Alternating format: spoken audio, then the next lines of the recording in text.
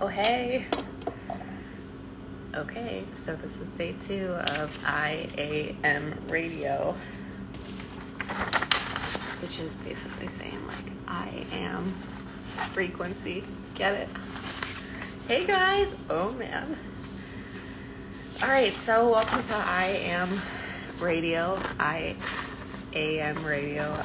I am frequency, and ain't that the truth of it? Yesterday, I started, and it went for a while. I think we were out for an hour. Today, my intention is to wrap this up in about 20 minutes, and the core of the messaging, and then if there's a tail on it, people want to chat, I'm down for it. My objective is to share perspectives and tools so that you feel good about yourself, good about your day, and are able to allow that to ripple out to the people around you so they do, and then Earth is a nice place to live for everyone. I'm going to start by recapping what I talked about as far as self-love yesterday. Hold on. I got on I'm feeling a little fancy right now, and I got to break down to the ground. If anyone has any topics they want to, cover today, let me know. So, yesterday I talked about self-love. What is it? Ooh, you love yourself. Ooh. It's not what you think. At least it's not what I thought. I don't know what I thought it was, but it's not what I found it out to be. So, the first presentation of self-love I have here is a bubble. And this is your present moment. It's this cute little beautiful crystal orb type thing. And I pointed out that one expression of self-love is to recognize and own your moment, which means that the only shit that's in it is the shit that you bring. For example, here I am in my home. There you are in your home. Whatever you're choosing to focus on, and maybe some of it doesn't feel optional, becomes part of your moment. So if you're digging around in the past and you bring one of those characters out to play, or if you're contemplating the future where there might be you bring that into your bubble, and then maybe you're also thinking like, I wish I was this, or how come I did that? Those things don't exist in your moment except for that you invited them. You brought them. You passed out little entrance tickets and now they're here. But otherwise they wouldn't be. And that, I think, is how you access your ultimate freedom, is recognizing that your moment is your moment and nobody else owns your moment but you. Let me relax a little. I got real excited out of the gate. It's good to be back. For a while, it's strange. It's kind of like the bottom falls out of what I'm standing on, and then I used to try to like scramble up the sides of whatever remained. But now I started coming to terms with like, oh, okay. So I just let myself drop until there's a new bottom. So the bottom of what I was standing on had fallen out, and the new bottom includes emotions and feeling and the role that darkness plays. What is darkness really? This is something that it took me minutes. So what is evil? What is darkness? Well, as far as I can tell, it's just where God or life isn't aware of the others. So it's kind of like a person forgets that other people are people. And it's not a conscious thing. It's more like they're so deep in fear and separation that it seems natural. So what part of the big, like, let me just relax. I got real excited today. Hold on. I think I kind of want to end it and then start over, but I'll roll.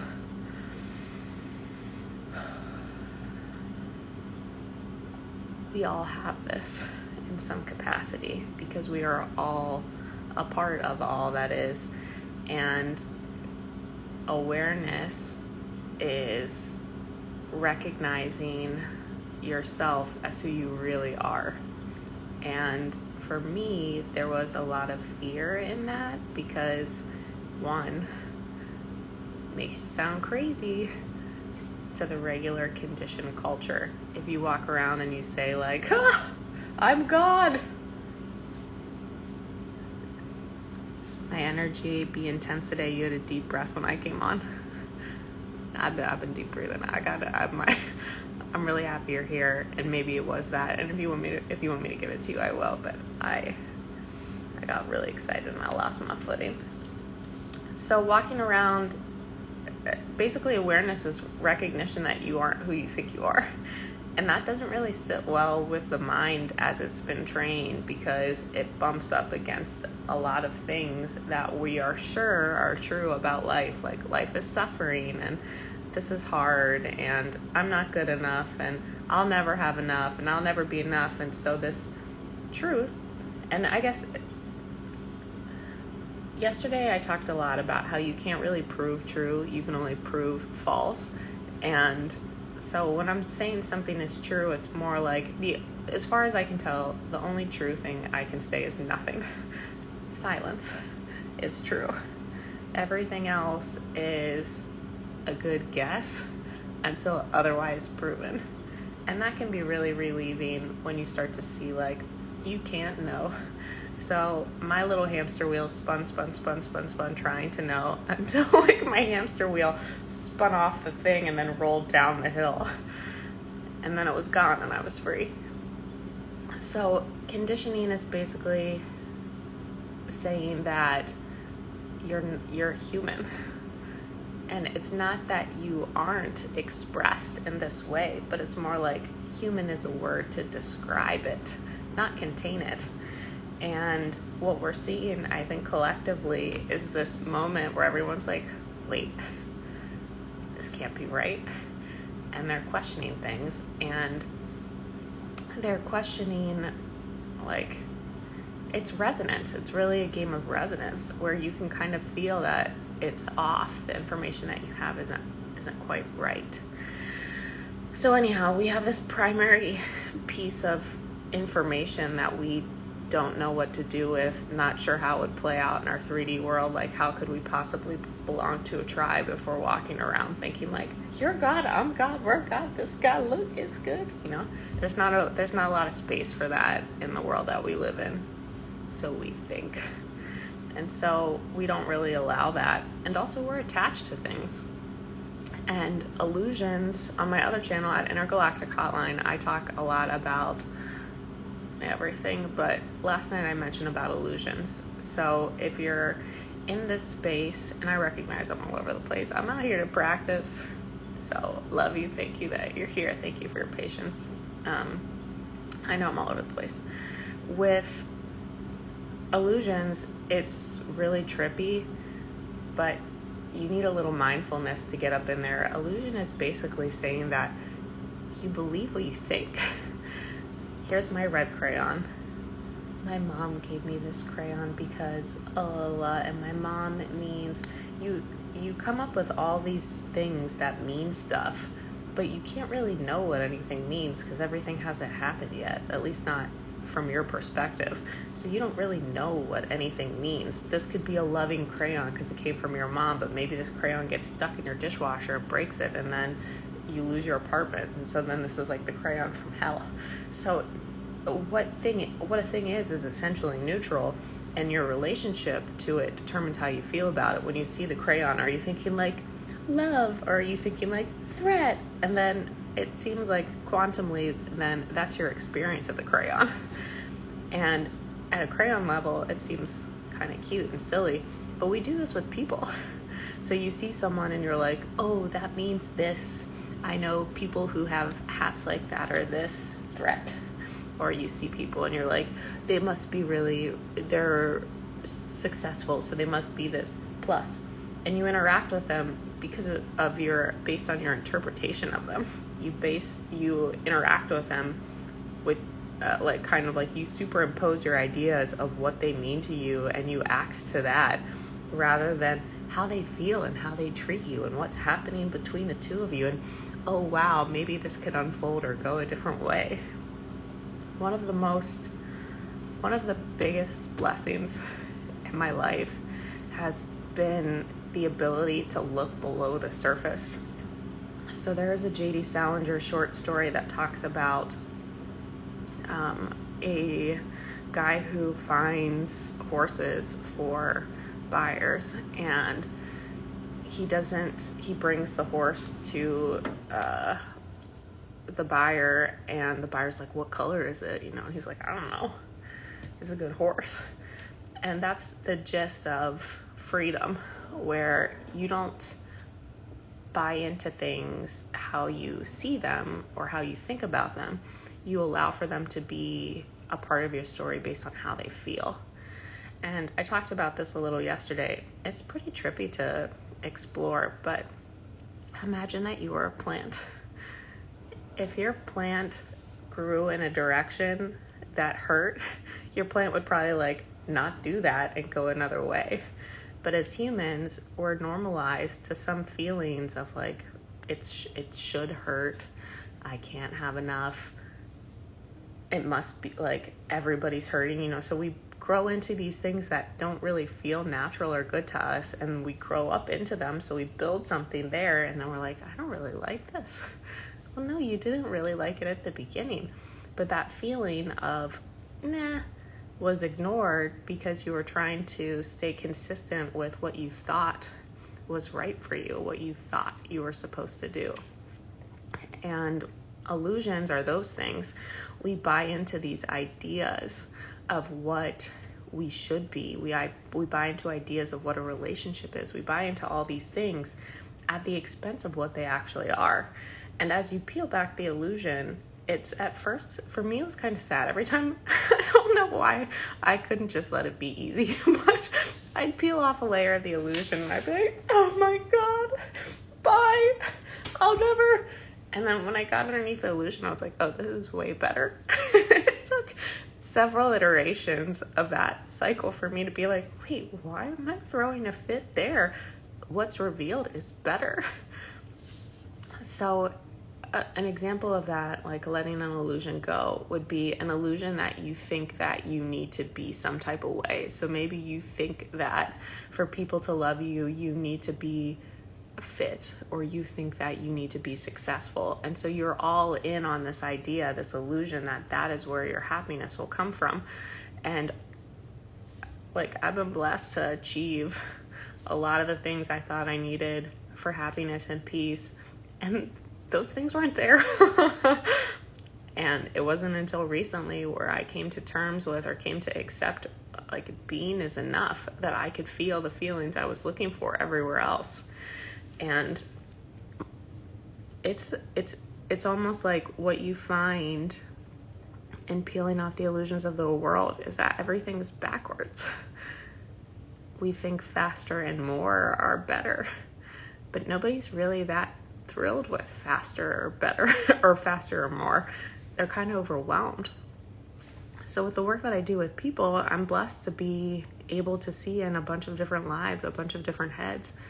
And in general, the way that people feel about themselves, they think they're unique. They think that they're the only ones that feel like they're doing it wrong. They think that they're the only ones that are second guessing themselves, and that everybody else is sure and rolling. But from if you look at what resonates and memes and stuff, people are having a hard time on the inside letting themselves be okay. And until you're okay on the inside, shit's not really going to be okay on the outside. And it's not that it's bad or wrong. It's just that your relationship to it won't validate its neutrality.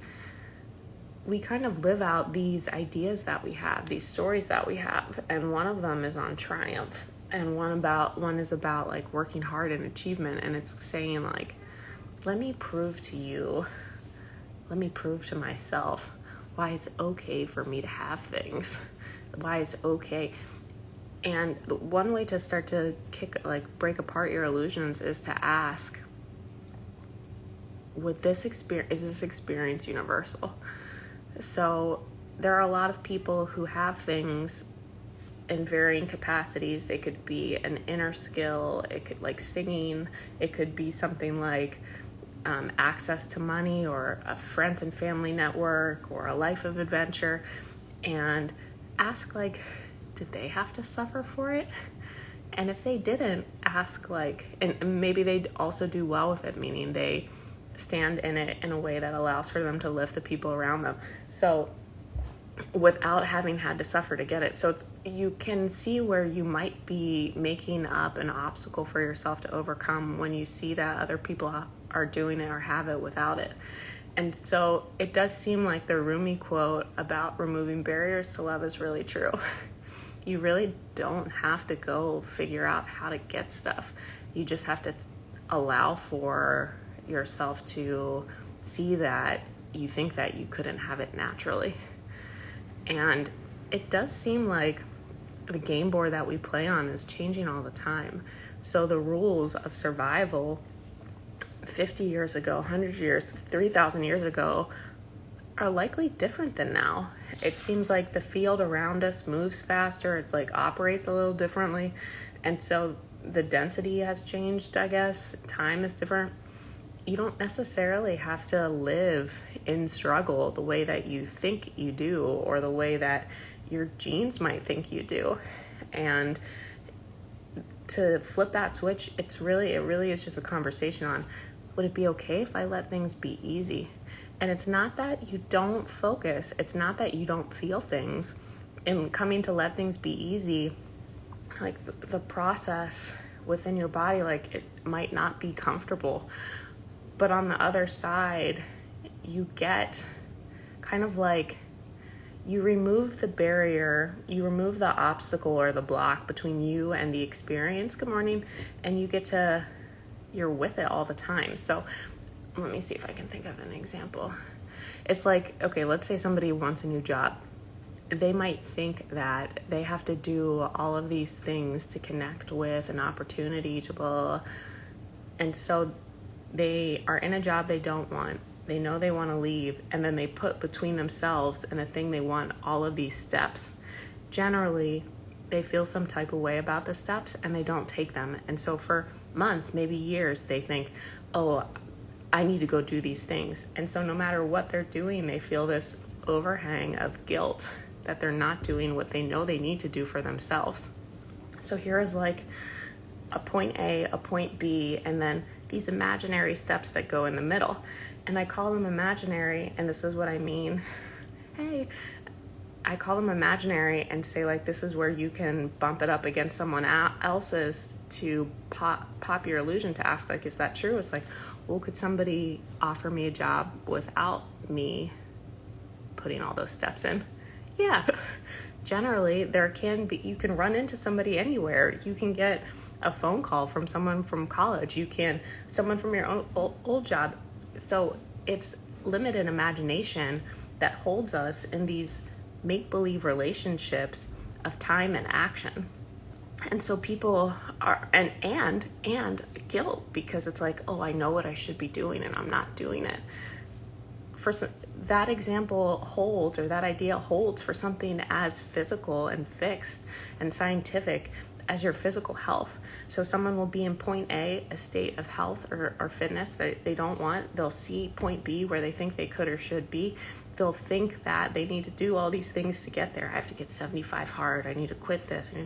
And so the weight of the steps between point A and point B seems too much.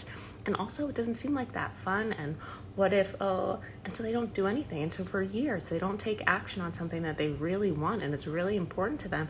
And they'll feel all this guilt and shame day to day to day to day for not doing it. When all they have to do is like, here's the steps. You just lay the steps flat and say like, okay, well, what if I allowed for it to unfold through me? What if I said yes to health in the world around me? And maybe that looks like drinking 2 tablespoons more of water. That stuff builds. So a lot of people I work with, I call them magical, and it basically means that they have a relationship to time and space that's a little bit more fluid than someone who's following kind of like the scripted path.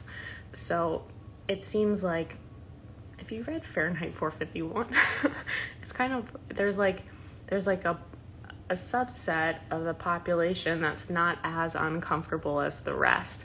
And so they're not really asking deeper questions because they don't really need to. It's kind of working for them. Things are kind of working for them.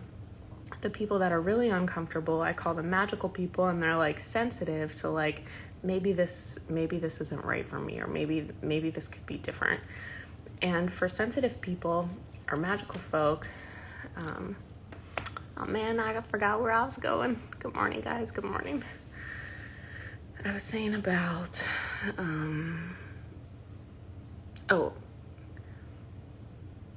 with fitness and stuff. Oh, okay. So for magical folk, this is particularly true, but this would be true for, I think, anyone. In some respects, we are all built differently. You can select something in time, maybe off a menu, where you say like, I want to be an accountant, or I want to have generated X, Y, and Z. I want to have built, and they pick something in the future, kind of like at the top, and then they try to go to the bottom and build up. So it's like, or force down a structure to drive to build something. With magical folk, many of you are doing things that have never been done before. And so you're more from the ground up. So if you try to pick a target in the future, like, good luck, it doesn't exist yet. It's coming forth through you. And so the way that our culture has conditioned thinking, it's like bad or wrong if you're not goal setting. When really, if you cultivate what you touch, or you nurture with love where you are, that all grows towards things. And so similarly, those people will hold themselves in contempt because either they don't know where they want to go, or they're not doing what they think they need to be doing to do it, and so what they would do naturally is suppress. All the stuff I've ever found in this space and beyond is like, hey, like, love yourself. And hey, maybe maybe things are okay. And when you step into that energy current, things move. And that doesn't satisfy the Western mind that wants things to be hard, that wants to be able to say, I figured this out. I'm so special. I worked so hard. Because everybody's got their own river, so you can't be special. You can't be special in the same way.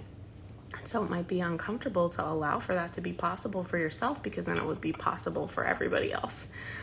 And I know, because I had to integrate that one. I really wanted to be special. And I am in my uniqueness, but not in a way that's more special. That's another thing. Like, if you can find humor in your process, like, God, it makes it so much easier, because when you do zoom out, a lot of it is pretty crazy. It's pretty ironic, and it's pretty funny, and if you can detach enough to laugh at it, then it feels lighter, and it's likely to move. One of the things I see in our generation too is just like this massive pressure to do something, be something like remarkable. And maybe that was our exposure to the Silicon Valley stories. Maybe that was like, who knows, the internet sensations, who knows? But going back to that point A, point B, and the steps between, people will hold themselves in contempt because they're not over here, but they're not actually even sure if they were over there, they would like it. Like I said, I achieved or received, got, experienced a lot of the things that I thought were right at state B, where it's like what it looks like, what success looks like on TV. And it wasn't right for me. I woke up one morning and it was like the Freaky Friday song, because it's like, this isn't mine. And it's not to say there's anything bad or wrong about any of that stuff. Everything's beautiful and has its own place. And at the same time, it's not about the thing. It's about you. It's about your relationship to the thing. And it seems to me what feels the best is being allowing of and collaborative with the river of life, where if I'm trying to fight it to get somewhere, I'm not, I'm not where I am. And this is where I'd be trying to get to over there. Most states, most achievements are to put you in a place where you feel like you can relax. It's like, oh, then I'll be good enough. Then I'll have enough. Then I'll know this. So really all you want to do is kind of relax into yourself and feel free. And those are inner states, inner emotional experiences that you can cultivate. And if you don't believe that they're inside out, like, God bless you, explore. Talk to some people who are in those places, and maybe some of them have the inner stuff to match the outer, and maybe that's how they got the outer, or maybe they went through their own unique process. So I don't want to rule out anything. I only want to say, like, if you feel super attached to a time or a set of circumstances that's later in a way that makes you judge your now, maybe question if that's helpful. When you hold yourself out of your own approval, when you hold yourself out of acceptance, does that support you going where you want to go? Does that rev your engine? And maybe it does. Maybe it does. But from an energetic standpoint, it generally seems helpful, particularly for magical folk, to allow them to tap into those feelings now. And when I talk about iAM, like our little radio station today, iAMradio, it seems like, again, I wanted things to be hard. I wanted there to be barriers because I felt like I suffered a lot, and so I deserve. But it does seem more like, can you tune to the experience of it? And the tuning to the experience is the same as embodying the state of consciousness.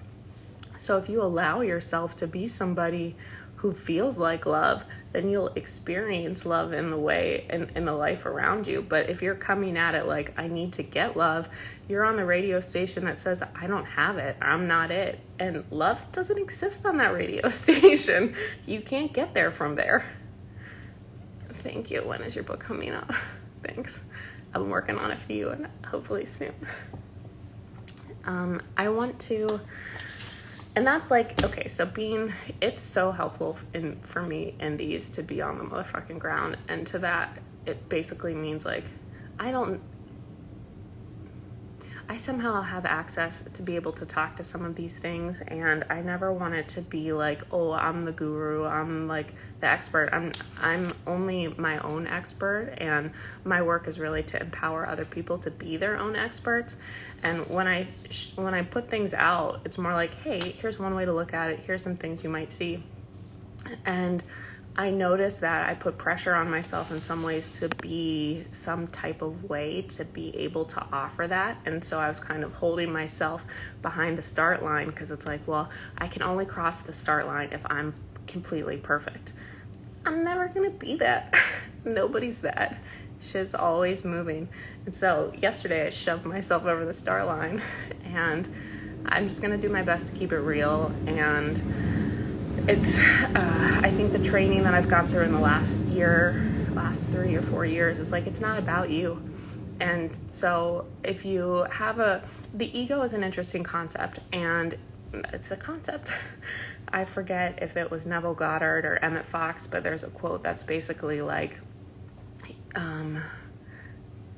something about how the ego is made of the same stuff as God. And so going back to the ideas I was talking about earlier, the illusions, these templates of fight and worth, we come up with this idea, this like way to call an experience, and the experience is that of the ego. And then we come up with this whole like, I'm gonna fight it out with it. It's not real. It's not real. It's an idea. And your idea, by fighting it, your idea of it strengthens, and then the presence of it in your life increases. So here's this thing that you know is like probably not serving you, and so you put your spotlight of attention on it, all of your focus on it, and you're like, okay, like me and you, and then it's the two of you. You both have prominent roles when the point was to get rid of his role.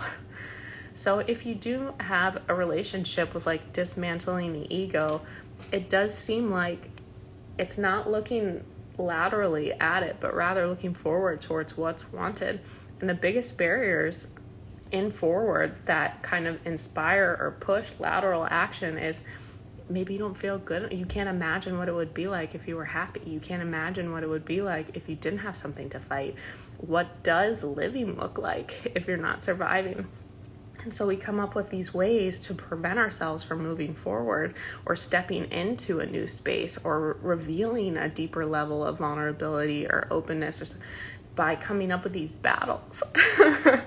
And I know, because I've fought a lot of them. I was very good with coming up with battles. And they're good. Like, nothing's bad. And that's another thing. Like, the idea that you should be doing something other than you are is an idea. Yes, there is a feeling of resonance. Yes, you can feel like I'm connected to this. But again, it's not really the thing on the outside. It's more how you call the thing on the outside. I guess today, in wrapping up, the one thing that I would suggest is kind of like, let me see what name I want to call it. Okay. It's button it up. And button it up would be to button up the entirety of your experience as if it was yours. So if you can sit in your life and yourself exactly as they are right now and say, like, yes, this is for me. This is to help me. This is the right direction. Yes, I say yes to this. And it doesn't even have to be a strong yes. What might suffice is just to stop saying no, because in truth, you don't know. Like I said about the crayon, like the crayon can be used to write this, or it could be used to break my dishwasher. You don't know. And let's say if the dishwasher breaks, then I get to have a meaningful conversation with my landlord. We're both blessed, we're both lifted. And then it's like, well, is it bad that the dishwasher broke? So you really don't know. And yet you're walking around at your life saying, like, this is wrong, I should be here, this is wrong, that's not right. And you're not really engaging with it. You're pushing against it because you think it's not you or yours. One thing I can say pretty confidently is that doesn't work. Not at certain levels. It seems like the more that you identify with the river, the I am consciousness, the more that you are beyond the trained self, the harder it is to reject things. Because, and it doesn't mean, I'm not saying like don't have discernment. I'm not at all saying like don't pass on things that don't feel good to you. It's only saying like, if it's in your experience right now and you can't push it, pull it, or exit, if there isn't an obvious or easy solution, then say yes to it. What's here for me? What is this asking me to see? Partly we're afraid to do that because if we invite it in and we say yes to it, what if it never leaves and we don't like it? So why would we do that? I've been blessed to experiment. Like, I don't know if it's that I didn't give a fuck or what, but I felt pretty free to experiment with my life, or inspired, I'm not sure. And that was a fear that I worked through. It's like, if you say yes, does it keep it? If you say yes, no, it transforms it. Everything, it does seem like there is something in everything if you let there be. So I'm suggesting today to allow yourself to button up your experience, which basically means like, okay, like I'm gonna button it all up and call it mine.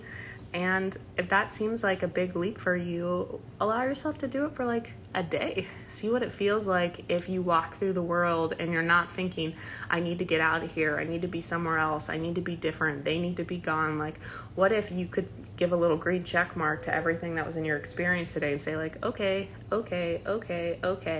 And with that extra mental and emotional bandwidth, connect to yourself. Try to feel your body, feel yourself, get into your lungs, get into your feet, get into your hands, come out of your head, like come into your body, and see then what is revealed to you. Maybe there's a piece of information, maybe there's a secret door. Like, if you're fighting everything that's it's going to be hard to hear.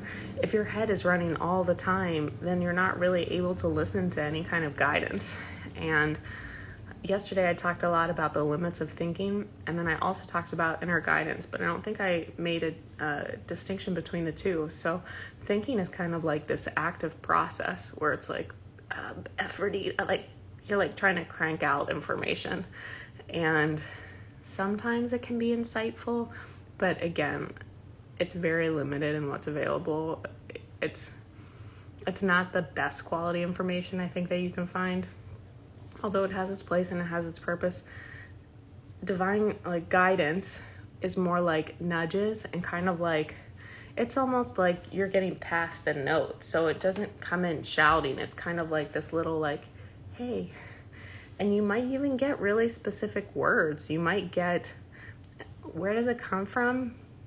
I'm not really sure. I don't have a personal experience of saying like, this is who's giving it to me. But I know I get it and it's good. There are things I think like I receive, I wouldn't have been able to come up with myself. And when I'm working with clients, that's how I do it. I'm not teaching them Shaylee.